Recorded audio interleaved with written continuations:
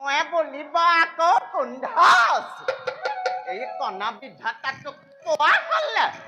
বাপেকে ভালকৈ পুতক তুলিলোহেঁতেন চিনি পালিহেঁতেন বুঢ়ী মাৰক হেৰৌ জীয়ৰী কালতে এজনী আছিলো চুলি মেলি ঘঁহিছিলো তেল 4 সাঁজ ভাত এসাঁজতে খাইছিলো ভুকুটি ভাঙিছিলো বেল পিছে সময়ৰ কি যে কুটিলি গতি এই বয়সতনো ৰজা হল বুলিয়ে উশাহেনে ভৰ যৌৱনা প্ৰাণ চঞ্চলা কুঁৱৰী ৰখীয়া দায়িত্ব বাৰু মোক দিব লাগে না কোনোবা যুৱকে যদি অগ্নিগড়ৰ মাজৰ পৰা কুঁৱৰীক হৰণ কৰি নিয়ে